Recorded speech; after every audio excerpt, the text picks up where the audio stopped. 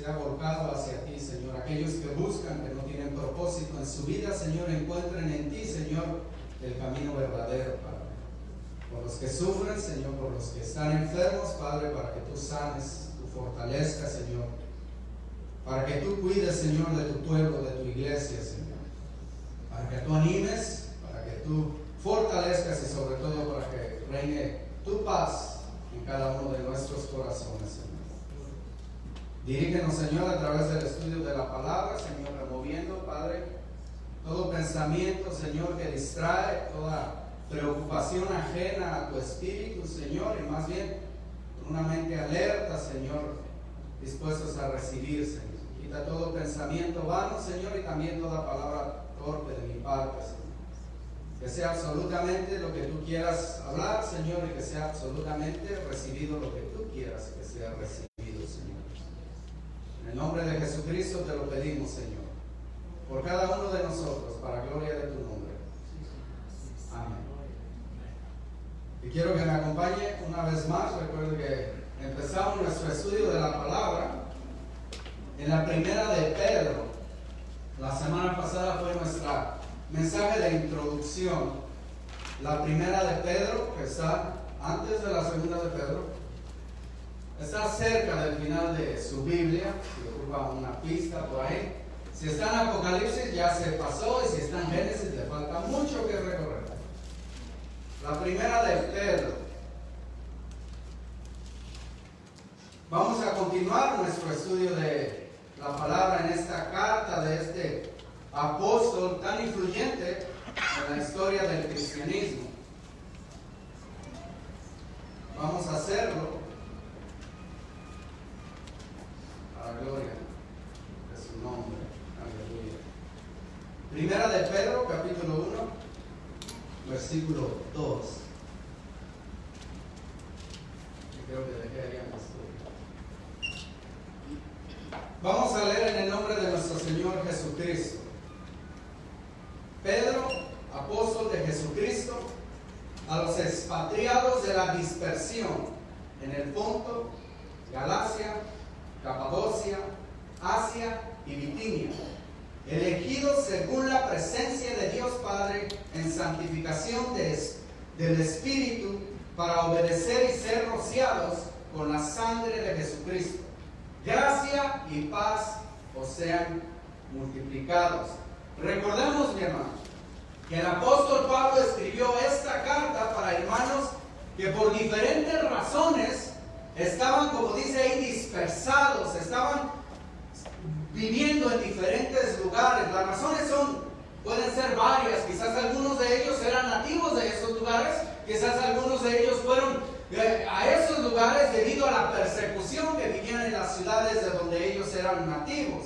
Estaban precisamente dispersados en una provincia de Asia, en lo que hoy en día se conoce como el país de Turquía. Todas las ciudades que ahí menciona están hoy en día en Turquía. Menciona ahí Ponto, es una ciudad que en realidad está unida a Bitinia, es la misma provincia, pero él la separa. Porque quizás la carta, la persona llegó a un puerto cerca de Ponto y se fue caminando de manera circular, y después, cuando terminó de predicar y enseñar esta carta, porque es una carta circular, no tiene a ninguna iglesia en específica para que la reciba, después regresa a esa Bitinia donde había puerto, obviamente, y se va y se regresa donde él la iba a llevar. Quizás Silas fue el que llevó esta carta. Ponto, Galacia, Capadocia, Asia era el nombre de una provincia, aunque ahora sí le llamamos a todo el continente. Ahora, estos hermanos estaban viviendo ya en ese momento de la carta en circunstancias difíciles debido a su relación con Cristo, mi hermano. Nosotros tomamos esa situación, no le tenemos mucho entendimiento a veces. Pero en aquel tiempo adorar a Jesucristo o entregar tu vida a Jesucristo, simplemente confesar alianza al pueblo de Dios, te podía costar tu trabajo, tu familia, mucha persecución, ya sea por los judíos que consideraban a los cristianos como una secta hereje, o por los mismos romanos que después con el tiempo consideraron a los cristianos como enemigos del imperio porque no adoraban al César ni seguían las costumbres y tradiciones de ellos. Ellos tenían ya una relación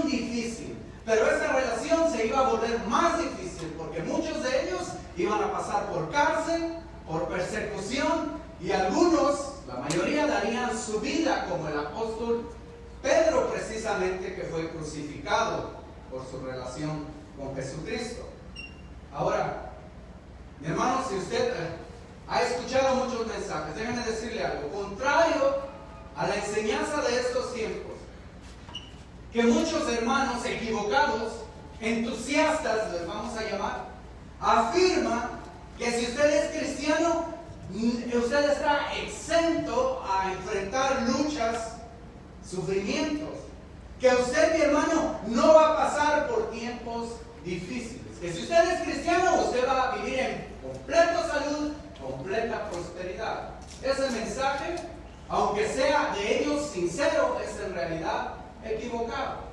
Y obviamente hay otros hermanos fariseos amargados, les vamos a decir, que consideran que cada hermano que está pasando por una prueba es porque hizo algo mal y Dios lo está castigando. Tampoco es así. Los dos están completamente equivocados. Déjenme decirle algo. Por el contrario, el cristiano, en el momento que decide seguir a Cristo de manera definitiva y correcta, va a padecer persecución. Y me atrevo a decirle que si usted ahorita no está enfrentando alguna persecución o lucha por su fe, es porque a nadie le ha contado que es cristiano, ni tampoco ha sido firme en su convicción, por eso le está yendo a todo dar. Ese es un problema de los cristianos, que nos juntamos con puros cristianos, queremos ir a escuelas cristianas, queremos vivir entre cristianos para que no nos vaya mal, pero no es lo que Dios quiere.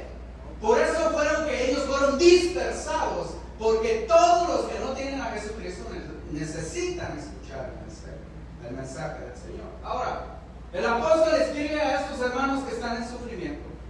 Y la intención del apóstol, aunque hay un tema ahí, 2, 3 temas profundos, la intención no solo es advertirles a los hermanos, porque les va a decir, hermanos, van a venir pruebas, no les sorprenda las pruebas que están pasando y no les sorprenda si les llegan pruebas a su vida. Es más, déjenme decirle que otros hermanos en otras partes del mundo están sufriendo igual o más que tú. Y es necesario, dice, porque así como la fe tiene que ser probada, el oro tiene que ser refinado, también la fe tiene que pasar por el fuego. Les va a advertir, pero no es ese su único propósito, ni tampoco es el de instruir. El propósito principal de esta carta, mi hermano, es animarlos en el Señor, fortalecer su espíritu y al mismo tiempo fortalecer su fe. Y una manera, este libro de la primera de Pedro, será porque Pedro obviamente era un estudiante del Antiguo Testamento, pero se mueve al ritmo del libro de Éxodo. Así como el pueblo de Israel fue sacado y un tiempo habitó en el desierto para ser probado antes de entrar a Canaán, así el cristiano es sacado de su vana manera de vivir y se queda aquí en la tierra. Sería muy fácil que en cuanto usted aceptara a Jesucristo nos fuéramos a la gloria del Señor, pero no, nos quedamos aquí en esta tierra para caminar por el desierto que es esta vida como peregrinos, es lo que somos ya, porque el que acepta a Jesucristo, olvídese de títulos y de luchar por propiedades en este lugar y querer echar raíces en este lugar. Nosotros solo somos peregrinos y así como Abraham debemos de desear una ciudad no hecha de manos y poner nuestra mirada en el lugar donde vive el autor y el consumador de nuestra fe, poniendo nuestros ojos allá arriba. Obviamente tiene que pagar su renta, tiene que trabajar, pero lo que quiero es que entienda que no somos ya de este lugar. Somos aliens, les dicen aquí. Somos los verdaderos marcianos, somos los verdaderos extraterrestres, porque nuestra ciudad ya no está aquí, nuestra ciudadanía ya no está aquí, está allá en los cielos, de donde esperamos la venida de nuestro Señor y Salvador Jesucristo para que complete su plan de redención. Ahora, este libro se mueve al estilo de Éxodo. Pedro quiere darles una palabra de ánimo, quiere fortalecerlos y lo va a hacer de esta manera. Les va a recordar quiénes son ellos, su posición real. Es importante que usted entienda, mi hermano, así como aquellos hermanos entendieron, cuál es su posición real y eterna delante de Dios. Porque usted sabe que lo que está aquí es pasajero. Nuestras relaciones aquí son pasajeras también. Algún día se van a terminar. Nuestra vida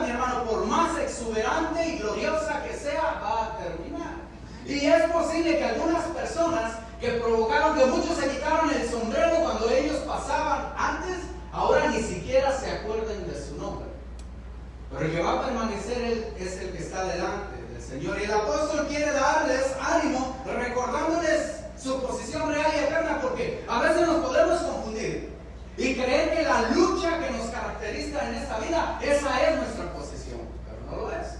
Nuestra posición real y eterna delante de Dios. Y lo va a hacer pronto. El apóstol Pedro no pierde tiempo. En un solo versículo me metió en problemas en toda esta semana. Un solo versículo, mi hermano. Es tan profundo y lleno de teología. Pero empieza desde un principio recordándoles a los hermanos una cosa. Les menciona esta cosa. Que son elegidos de Dios. No solamente elegidos por Dios. Ahora son elegidos de Dios. Posesión de Dios. ¿Sí es lo que dice el versículo 2? Elegidos. Le está diciendo a los hermanos, a los expatriados, que quiere decir peregrinos, extranjeros, puede decir en alguna otra traducción, de la dispersación que están por todos esos lugares de Asia Menor, Turquía. Dice, esas personas son elegidos según la presciencia, no presencia, de Dios Padre en santificación del Espíritu para obedecer y ser rociados con la sangre de Jesucristo.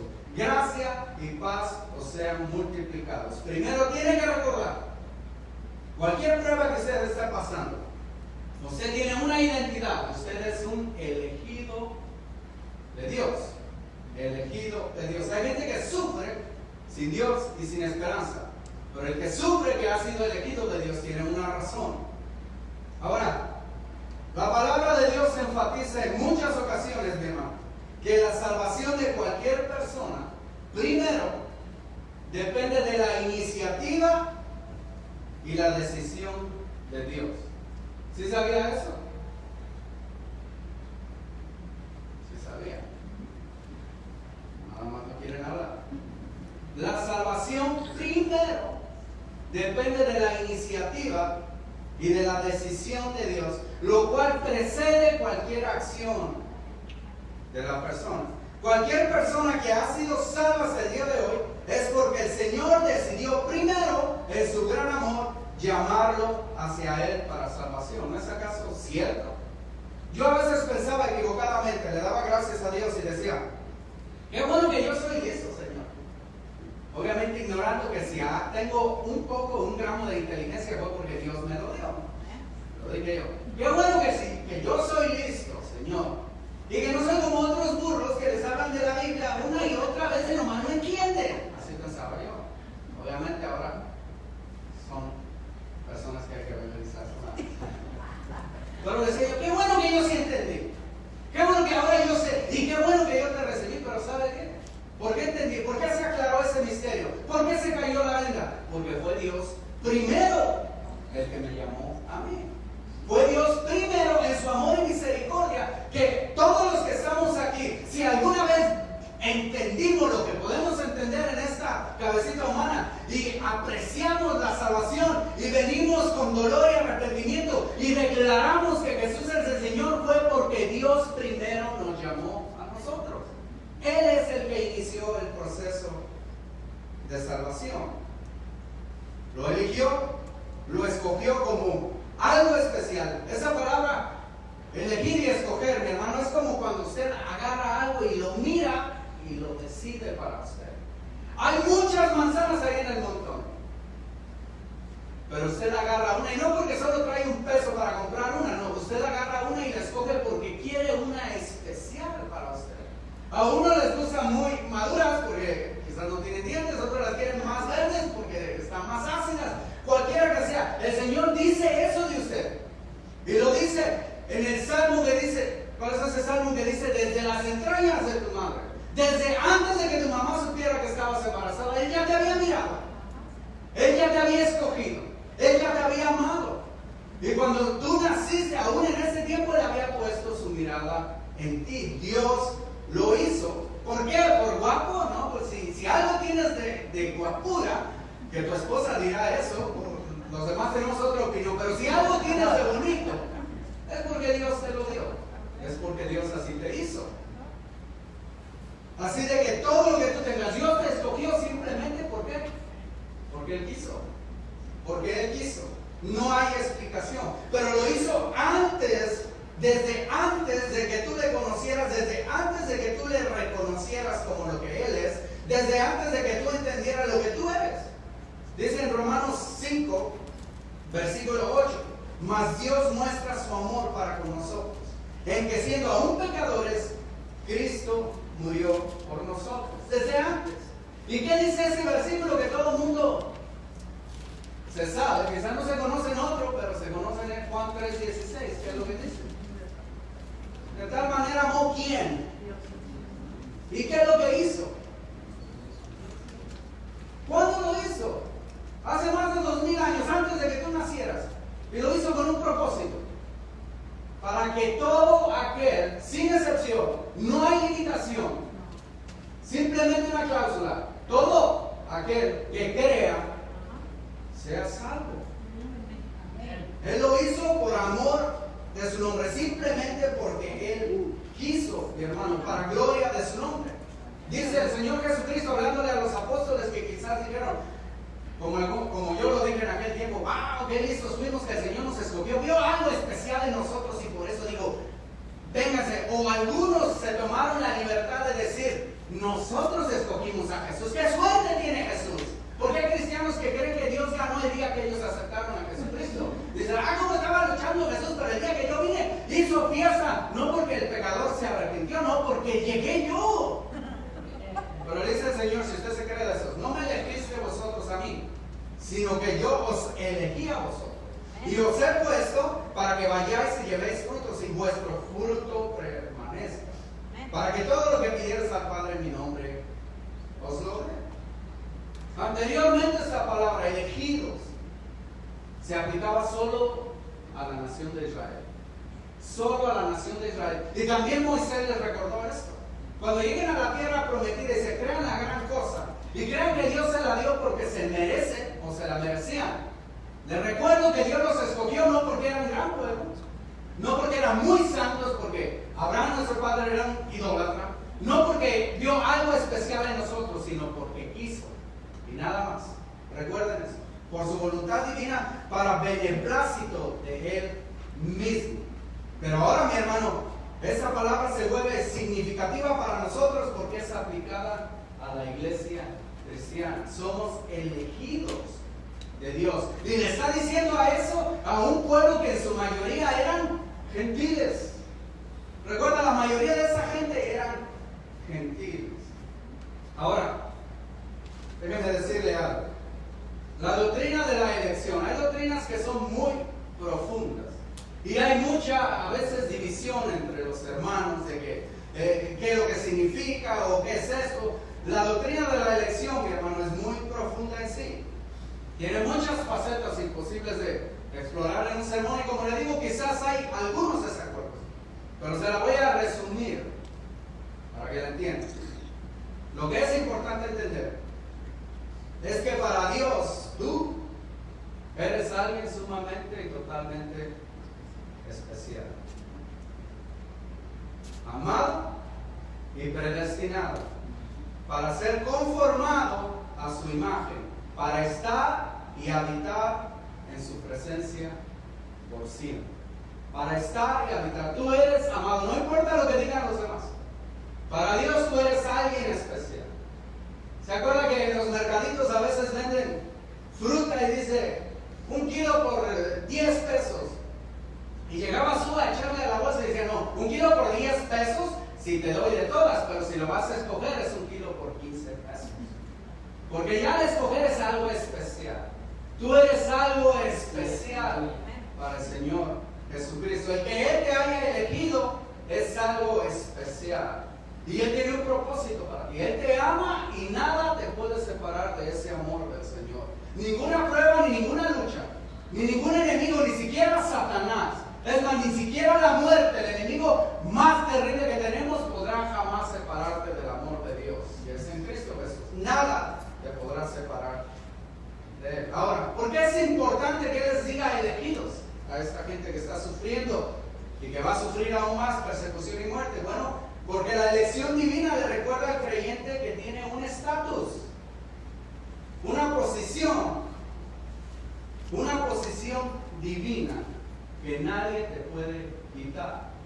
Si esta vida es temporal, tú ya tienes un lugar en la mesa del Señor. Tu nombre ya está escrito en el libro de la vida. Pase lo que pase aquí, cualquiera que sea esa circunstancia, tú eres un elegido de Dios. Es una decisión inamovible por parte de nuestro Señor Jesucristo.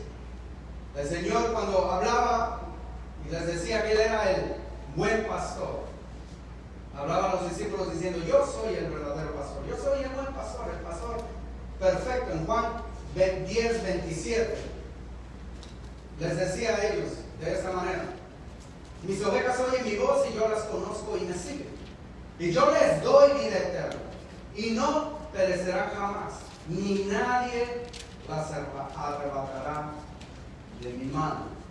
¿Cuántos son nadie? ¿Qué dice ahí? ¿Quién puede quitarle al Señor Jesús una oveja? ¿Quién? ¿Quién? ¿Quién es nadie? Cero, cero, absolutamente cero. Cuando alguien ha aceptado al Señor Jesucristo, estamos seguros en su mano. Aleluya. Para siempre. Y nadie, ¿sabe a quién incluye nadie? A mí, torpe, incrédulo, pecador imperfecto, que en ocasiones rehúso del amor de Dios, que en ocasiones puedo creer que Dios se ha olvidado de mí, o que simplemente decido ir en contra de su voluntad. ¿Qué dice el Señor? Tú me soltarás de tu mano, pero yo no te voy a soltar de la mía. Nadie las puede arrebatar de mi mano. Esa es una doctrina que a veces no queremos aceptar hasta el día en que estamos en lucha nosotros o un pariente de nosotros en Cristo. Entonces sí la queremos creer. Es una doctrina completa. Nadie nos puede apartar del amor de Dios. La persona que así lo entiende, mi hermano, puede enfrentar la prueba con valor y seguridad, con paz y con gozo, porque sabe dónde está su lugar. ¿Cómo Dios escoge a las personas? Pues lo dice en el resto de este versículo. Es una palabrita que quizás haya oído usted en español, pero dice ahí: según la presciencia de Dios Padre, según el previo conocimiento de Dios Padre, o según conforme al propósito de Dios Padre. Son dos. Es una palabra, en griego es prognosis. ¿Ha escuchado esa palabra? Cuando usted va al doctor, le da un diagnóstico y luego después le da un prognosis. Le dice: esto es lo que tienes y esto es lo que puede pasar. Esto es lo que puede pasar. El prognosis es el conocimiento previo a algo. Ahora, el doctor lo dice como adivinando por la instrucción que ella tiene, la experiencia que tiene. En casos similares, él puede decir: bueno, esto es lo que tú puedes esperar. Debido a lo que tú tienes, esto es lo que puede pasar. Pero obviamente se pueden equivocar. Ahora, otra cosa que tiene es prognosis, es una palabra. Pro quiere decir conocer de antes. Gnosis, con G al principio, quiere decir conocimiento. Sofía quiere decir en griego sabiduría. Gnosis quiere decir conocimiento. Hay gente que tiene mucha gnosis, pero le hace falta sofía. Saben que el cigarro produce cáncer, lo ven, pero siguen fumando. ¿Por qué? Porque tienen gnosis, pero no tienen sabiduría. Sabiduría es aplicar lo que ya conoces. Y mucha gente hace muchas tonterías y dice: pero si es bien inteligente, no tendrá conocimiento, pero no tiene sabiduría, no tiene a Sofía. Y los solteros están pensando: Sofía. No, Sofía quiere decir conocimiento. ¿De qué forma lo hace? Lo hace, Señor, por medio de su prognosis, conocimiento anterior. Ahora, gnosis, conocimiento. Cada que Dios usa esa palabra para con nosotros, habla de amor e intimidad. Cuando tú miras algo o a alguien y le amas, eso es gnosis, como Dios lo dice. Él miró a gnosis, a su pueblo, le llamó antes de que su pueblo le amara. Él lo miró a usted y gnosis, lo conoció, le amó antes que usted le amara a él. Dios le amó. El Señor Jesucristo, cuando dice: yo conozco a mis ovejas, en realidad está diciendo: yo las amo. Y ellas me conocen a mí, ellas me aman. Y por eso me siguen. Y yo sé quiénes son, nadie las puede separar de mí. Dios nos conoce a nosotros. Ahora, esa palabra, mi hermano, habla del conocimiento de personas y circunstancias antes de que existan. Solo Dios tiene ese conocimiento. Es parte, es un atributo divino de Dios. Le llamamos como omnisciencia. Dios, desde antes de que usted naciera, Él tiene todo controlado. A Dios no le sorprende las actitudes o las cosas que están pasando en este mundo, porque Él las conoce de antemano. Él sabía, nos amó a nosotros de antemano y decidió traernos a salvación. Además, otra cosa que está afirmando ahí Pedro. A veces la Biblia, mi hermano, la predestinación también es una doctrina bastante profunda, que quizás no se puede explicar en un sermón, sino en un estudio más básico, porque no quiero que se me duerma, pero es una realidad de la Biblia. Es una realidad. Si creemos que Dios sabe todas las cosas, Él nos vio desde antes, y a través de ese conocimiento nos ha llamado hacia Él. Ahora Pedro está afirmando algo claramente. Dice ahí que Dios Padre en su presciencia determinó libremente ofrecer la salvación a toda persona. Según la presciencia de Dios Padre, Él fue. ¿Por qué fuimos elegidos? Conecta el versículo 1 y el 2 y deja que la Biblia le hable. ¿Quiénes son los elegidos? ¿Y por qué somos los elegidos? Somos elegidos según la presencia de Dios Padre.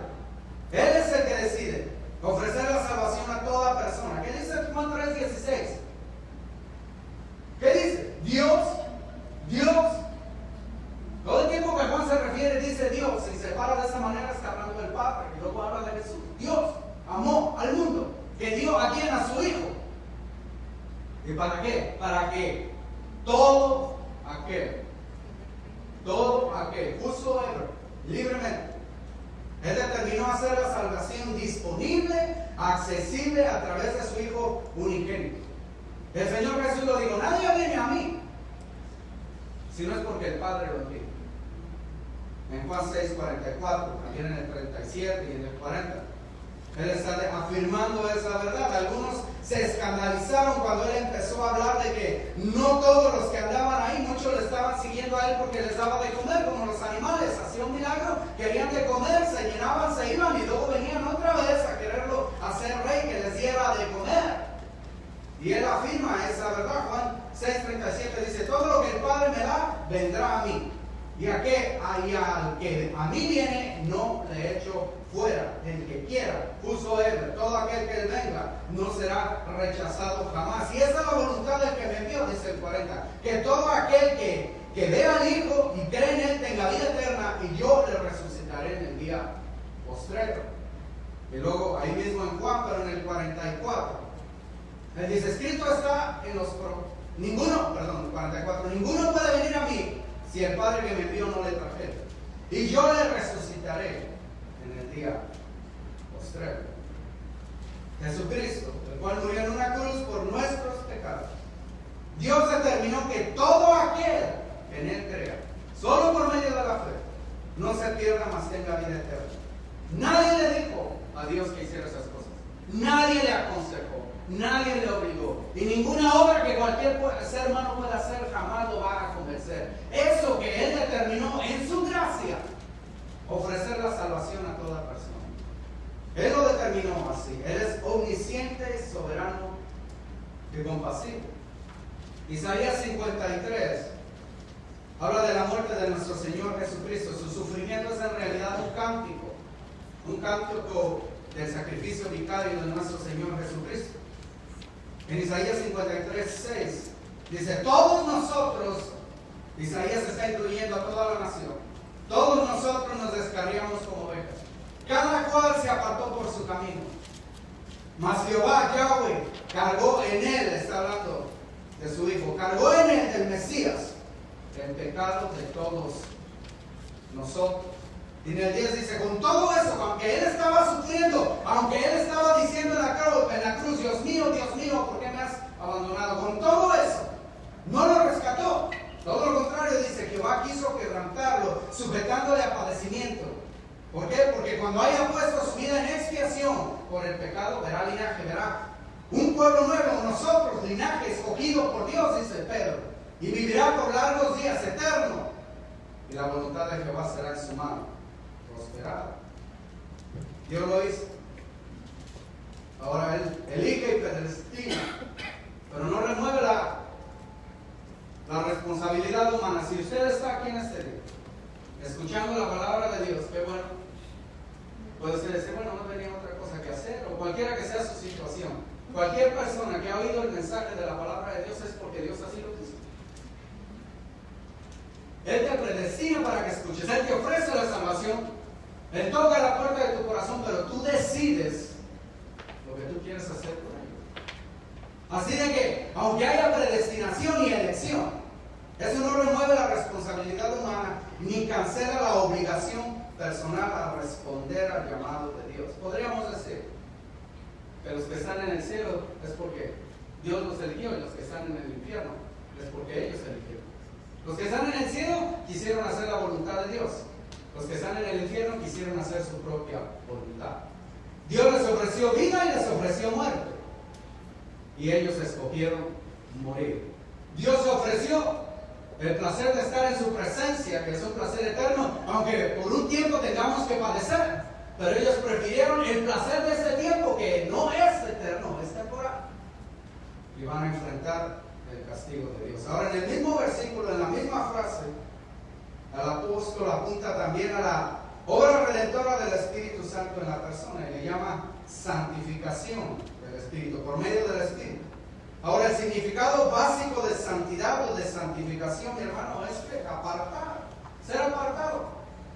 No sé qué le venga a su mente cuando dicen que alguien es santo. A veces pensamos que camina sobre el agua, o que siempre andan angelitos con él cantando, aleluya, hermano. Santo simplemente, en la palabra hebrea, simplemente significa apartado, separado. Cuando en el templo había objetos, había unos que eran santos y otros eran comunes. Los santos eran apartados para la obra de Dios. Los comunes se usaban en cualquier otro trabajo. Santo simplemente quiere decir eso. ¿Y qué es lo que hace el Espíritu Santo?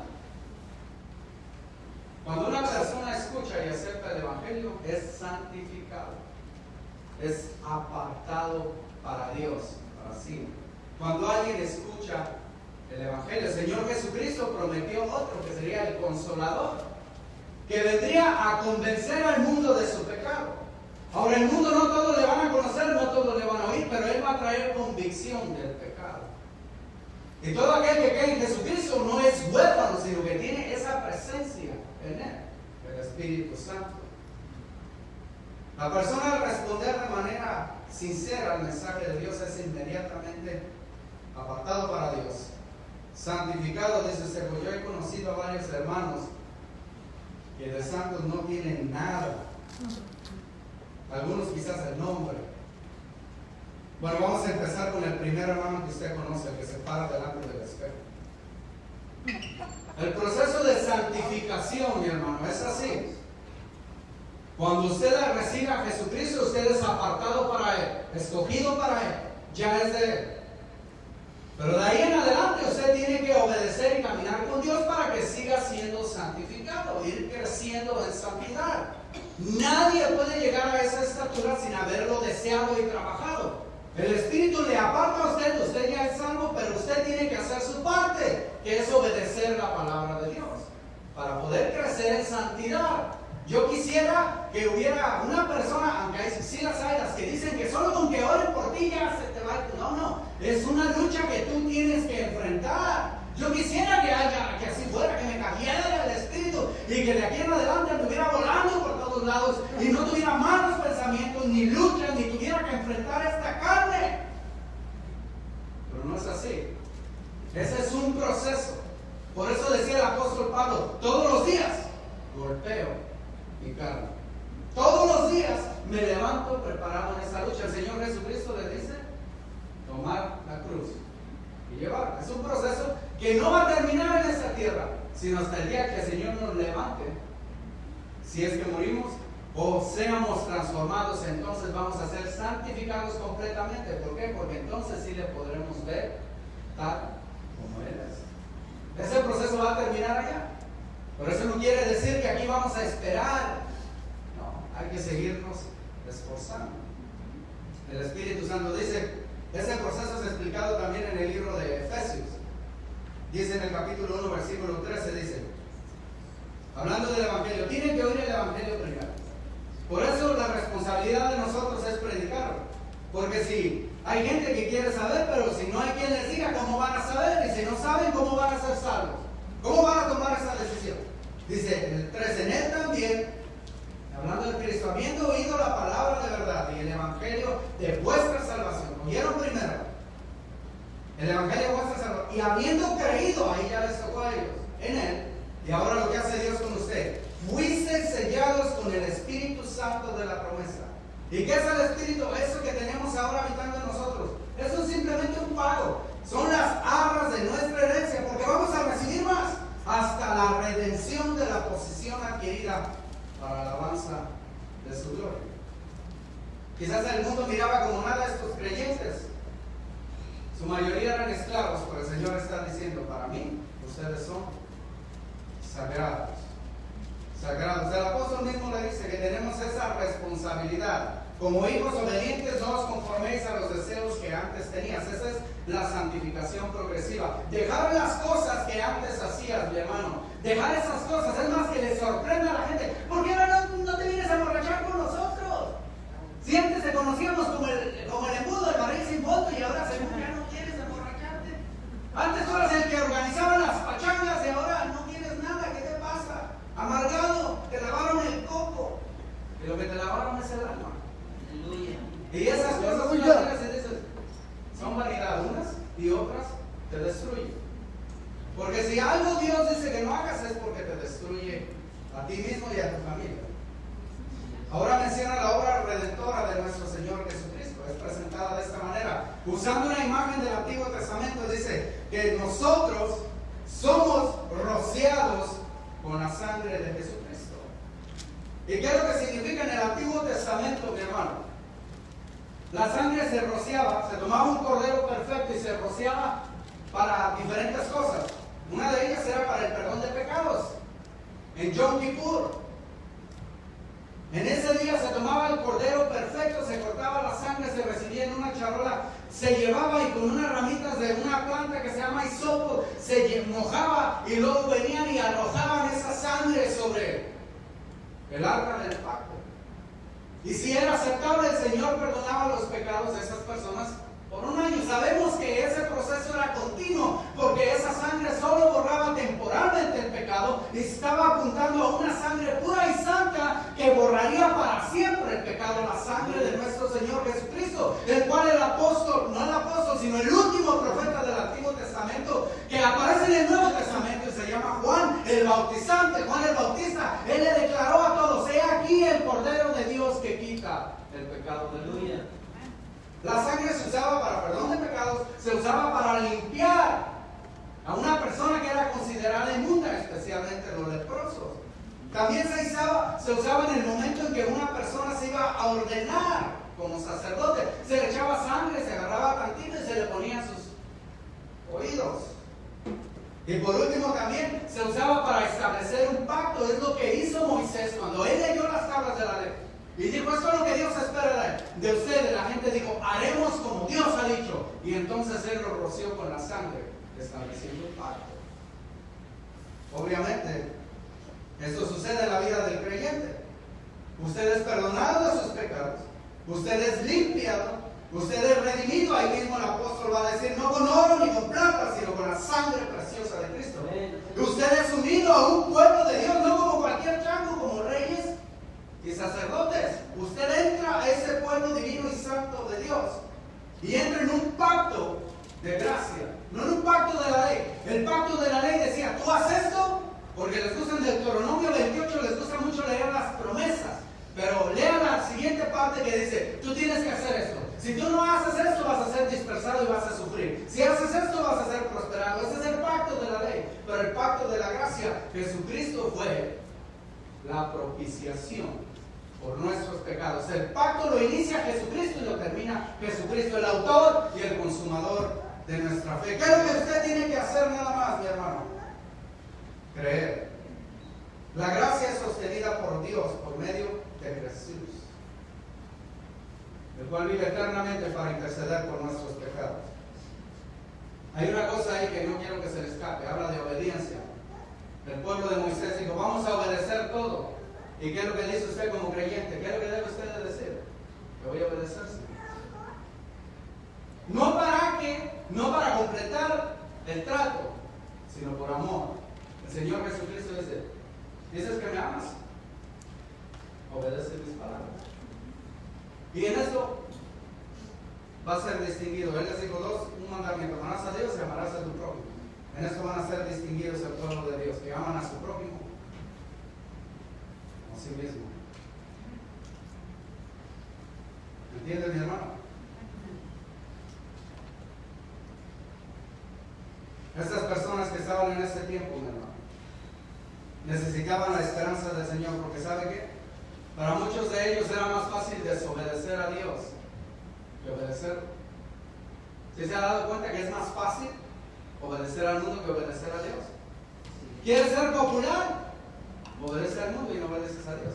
En aquel tiempo les decían, cada año tenías que ofrecer un perfume quemado sobre brasas delante de la estatua del César de ese tiempo. Si lo hacías, no importa, fíjese, le voy a hablar como humano, no importa que fueras hipócrita y dijeras, me caigo de otra vez. Dios, César, y echarlo ahí, por un año no te molestaba. Eso es bien fácil. Eso es bien fácil. ¿Ustedes lo harían? Pero dice el Señor, ¿qué es lo que dice el Señor? Que no te doblarás delante, que no adorarás a alguien que no es Dios, que solo a Él le adorarás. Y muchos, mi hermano, muchos locos, fíjense que locos, en vez de preservar su vida y echar un poquito de perfume ahí de incienso, preferían que les cortaran la cabeza para obedecer a Dios. ¿Entiende eso? A veces es más fácil obedecer al mundo que obedecer a Dios. Y Dios lo sabe. A veces es menos doloroso ir con la corriente del mundo que pararse enfrente de ella. Dios lo sabe. Pero por eso escribió esa carta, para decirte, ámame a mí, porque tú eres elegido, tú eres escogido de mí. Yo tengo todo bajo control. Y la persona que acepta y recibe ese plan. Entonces, porque mucha gente habla de paz, pero la paz no va a llegar hasta que no aceptes a Jesucristo como tu Salvador. Hasta que no entiendas que eres elegido y escogido de Él. Y que sin importar la circunstancia y la prueba que estás pasando, tú puedes descansar en ello, porque Él tiene control de todo. Y cuando así lo haces, dice entonces, gracia y paz os sean multiplicadas. Paz mucho más allá de lo que podemos entender. Paz para enfrentar la prueba, mi hermano. Gracia para enfrentar la prueba. Paz para estar en medio de ella. Y mientras más lo creas, más será multiplicada sobre ti. Va a ser rebosante para ti. Elegidos según la presencia de Dios Padre en santificación del Espíritu, para obedecer y ser rociados con la sangre de Jesucristo. Gracia y paz o sean multiplicadas. Hay una película, mi hermano, fíjese que ni la he visto toda, basada en la Segunda Guerra Mundial. Hay muchas. Esta en español supongo que en inglés se llama Jacob the Liar, Jacob el mentiroso. Y esta fue creada cuando Alemania invadió Polonia, hizo un guero, hizo una zona donde aventó a todos los judíos en una ciudad que se llama Warsaw, o en español Varsovia, yo ni sabía, pero se llama Varsovia. Y ahí estaba toda la gente viviendo desesperanza, no sabían lo que le iba a pasar. Y a este Jacob, que tenía un radio, una forma de transmitir mensaje de radio, empezó a inventar mentiras. Dijo una mentira, que los rusos estaban cerca para rescatar, para entrar a Polonia. Y la gente se le quitó esa depresión y esa angustia y esa tristeza que tenía, esa amargura de estar prisioneros, encerrados en su casa y en su barrio todo el tiempo. Y vio él eso y siguió contando mentiras. Ya están cerca, ya están invadidos, ya están y casi están llegando. Y la gente se llenó de alegría hasta que lo descubrieron, que todo era mentira. Pero si esas mentiras pudieron traer paz y esperanza, mi hermano, ahora le está usted hablando no un Jacobo el mentiroso, sino Pedro, apóstol de Jesucristo. No por medio de mentiras, sino por el trabajo redentor de Dios en su vida. Y Él está diciendo, tú eres elegido de Dios. Has sido comprado, has sido redimido, has sido santificado, has sido rociado con la sangre de Jesucristo. Sin importar las circunstancias, sin importar la lucha, recuerda, la gracia de Dios está contigo y su paz es para tu corazón. Vivimos en tiempos de angustia, mi hermano, y como lo escuchamos en las oraciones que pedimos al principio, cada uno de nosotros, déjenme decirlo, algo que une a todas las razas y a todo ser humano es el sufrimiento. Y cada uno de nosotros, en un momento de su vida, hay tres tipos de personas: el que está en medio de la prueba, el que está saliendo de la prueba y el que va a entrar a la prueba. Nada más. Solo tres tipos de personas. Y quizás algunos de nosotros tengamos que sufrir de alguna manera. ¿En qué te vas a afirmar? ¿En el doctor? ¿En la ciencia? ¿En las noticias? ¿En el presidente o los enemigos del presidente? ¿En el gobierno que venga o en el que no venga? Vas a sufrir. Vas a llorar. Con angustia y sin paz. Si es Jesucristo, si tú has entendido que eres el elegido de Dios, vas a poder enfrentar la tormenta. Porque para aquel que ha creído, la prueba tiene valor. La lucha tiene un significado. Y nada, ninguna lágrima que tú derrames va a ser vana. Está guardada en la redoma de Dios. Dios te ama. Desde antes de que tú le amaras, Dios te amó con amor eterno. Por eso, aunque tú andabas sin Dios y sin esperanza, haciendo cada tipo de, que los hermanos ni se den cuenta, porque olvídate, cada tipo de cosas, Él te prolongó su misericordia. Aleluya. El día que Él te amó, te conoció, te amó y escribió tu nombre, no solo en el libro de la vida, sino en sus manos, en su corazón. Aunque padre y madre te dejaran, Él nunca te abandonará. Vamos a orar. Si usted siente necesidad de que yo ore por usted, si desea pasar para acá para el frente, lo vamos a hacer, mi hermano. No sabemos qué nos depara esta semana. Para nosotros puede ser una sorpresa, no para Dios. Para nosotros puede ser algo que estabilice tu vida, o puede ser algo que la agite un poquito más. En nuestra versión humana puede ser algo que nos sacuda, pero en nuestra versión como creyente es algo que nos va a fortalecer. Te lo aseguro, y no lo digo yo.